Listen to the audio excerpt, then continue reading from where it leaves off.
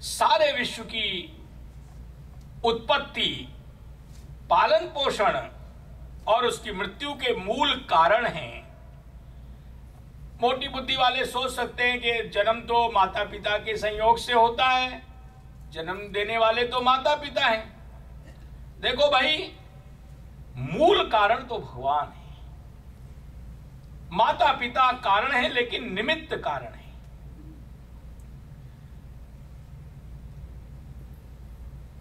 कितने ही कपल्स ऐसे हैं आफ्टर मैरिज साथ साथ रहते हैं लेकिन उनके संतान नहीं होती है।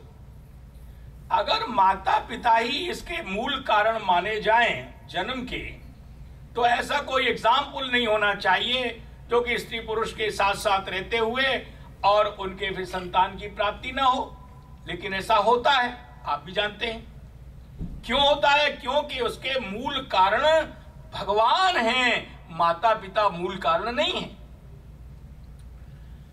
पालन पोषण भी भगवान की इच्छा से होता है।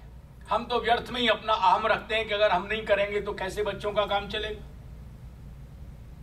कितनी माताएं ऐसी होती हैं बच्चे को जन्म देने के बाद में नर्सिंग होम में ही समाप्त हो जाती, होते हैं ऐसे चांसेस। लेकिन उस बच्चे का पालन पोषण भगवान किसी को निमित्त बना देते हैं। किसी की बुआ है, किसी की मौसी है, किसी की चाची है, ताई है, आदि आदि उनका पालन पोषण कर देते हैं, बच्चा बच जाता है। पालन करने वाले भी मूल रूप से कौन है? भगवान हैं।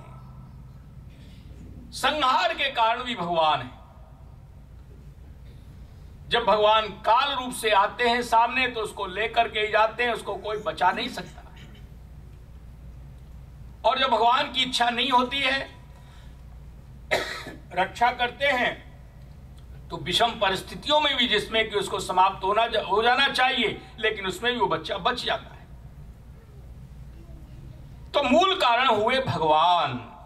सारे विश्व की उत्पत्ति, पालन पोषण और मृत्यु के कारण भगवान श्री कृष्ण हैं।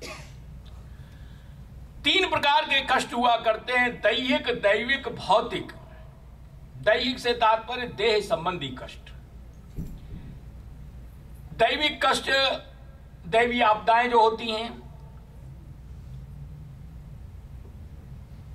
उसके कारण से जो कष्ट होता है वो दैवी कष्ट बोला जाता है। जैसे बहुत वर्षा हो गई, अथवा किसी को एक्सीडेंट हो गया, अथवा समझो सूखा पड़ गया, आग में जल गया, आदि आदि ऐसी दैवी आपदाएं होती हैं तो दैवी बाधाएं बोली जाती हैं। दूसरे प्राणियों से जो कष्ट होता है वो भौतिक कष्ट बोला जाता है। किसी को सर्प ने काट लिया, बिच्छू ने काट लिया, ये भौतिक कष्ट। तो इन तीनों प्रकार के कष्टों से छुटकारा पाने का एक ही उपाय है। कष्टों से छुटकारा तो सब पाना चाहते हैं, लेकिन चाहने पर भी उन कष्टों से निवृत्ति नहीं होती है, उनसे छुट्टी नहीं मिलती है। जिन सुखों की हम चाहना करते हैं, चाहते हुए भी वो सुख मिल नहीं पाते, उसका कारण क्या है? हमने समझ रखा है इन नाशवान चीजों में सुख है, इनकी प्राप्ति में। पुरुष सोचता है कि स्त्री के मिलने में सुख है, स्त्री सोचती है पराये पुरुषों से मिलने में सुख है, अथवा धन संपत्ति इकट्ठा करने में सुख है। ये जितनी भी विनाशी वस्तुएं हैं, इनके संग्रह से कभी सुख की प्राप्ति संभव नहीं है। सुख हो सकता है तो केवल अविनाशी प्रभु के चरणों में ही है, उनकी स्मृति में है। अगर कोई मनुष्य कष्टों से छुटकारा पाना चाहता है, तापत्रय विनाशाय श्री कृष्णाय वयम नुमः। एक नियम बना लिया जाए भगवान श्री कृष्ण को प्रणाम करने का। नित्य भगवान कृष्ण को प्रणाम करने से तीनों प्रकार के तापों से छुटकारा मिल जाता है। हर स्मृति सर्व विपद विमोक्षणम। भगवान की स्मृति ही एकमात्र समस्त विपत्तियों से छुटकारा दिलाने वाली हुआ करती है। इसलिए हम लोगों को चाहिए, अगर हम कष्टों से छुट्टी पाना चाहते हैं तो भगवान का अविस्मरण स्मरण करना चाहिए, सतत रूप से उनका स्मरण करना चाहिए। जितना हम उनको याद करेंगे उतनी हमारे को कष्टों से निवृत्ति होगी। जिसने भगवान को, कृष्ण को प्रणाम करने का नियम बना लिया, उसके समान तो कोई पुण्य ही नहीं है। एकोपि कृष्णस्य कृतः प्रणामो दशाश्वमेधा विभृतेन तुल्यः। कृष्ण को जिसने नियमित रूप से प्रणाम कर लिया तो समझ लो कि उसको दशाश्वमेध आदि यज्ञों के समान फल प्राप्त होता है, जिसके फल स्वरूप स्वर्ग आदि के भोग मिला करते हैं। लेकिन दशाश्वमेधी पुनरेति जन्म, इन स्वर्ग के सुखों को प्राप्त करने के उपरांत फिर मनुष्य को यही मृत्यु लोक में आना पड़ता है। क्षीणे पुण्य ते मर्त्यलोकम विशंति, पुण्य जब क्षीण हो जाते हैं तो फिर यहीं पर उनको जन्म लेना पड़ता है। लेकिन कृष्ण प्रणामी न पुनर्भवाय, श्री कृष्ण को जिसने प्रणाम करने का नियम बना लिया उसको तो कभी दोबारा जन्म लेना ही नहीं पड़ता है। इतना बड़ा चमत्कार है श्री कृष्ण के नाम लेने में, श्री कृष्ण को प्रणाम करने में। जिसने प्रणाम करने का नियम बना लिया नियमित रूप से, उसको समस्त यज्ञों का फल प्राप्त हो गया।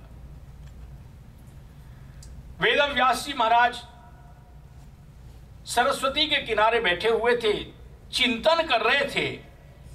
उनके मन में दया के कारण से प्राणियों के प्रति बड़ी करुणा आ रही थी। उनको भविष्य वर्तमान की तरह से दिखाई दे रहा था। उन्होंने समझ लिया भविष्य में होने वाले लोग बड़े मंदबुद्धि होंगे। पहले तो एक बार सुन लिया करते, उनको याद हो जाया करता, उनको चातस्मर कहा जाता था, उनको श्रुतधर कहा जाता था। सुना और उनको याद हो गया। उन्होंने समझ लिया कि भविष्य में लोगों की ऐसी बुद्धि लब्धि नहीं रहेगी। उन्होंने वेदों का विभाजन किया, 17 पुराण बनाए, महाभारत की रचना की जिसमें 1 लाख श्लोक हैं, 6 शास्त्र बनाए। इतना सब कुछ करने के उपरांत भी वेदव्यास जी को प्रसन्नता नहीं थी, उदास बैठे हुए थे। नारद जी ने उनकी उदासी को देखा, कारण पूछा, बड़ी विनम्रता से बोले, महाराज हमारी कोई कमी है, हमसे कोई भूल हुई है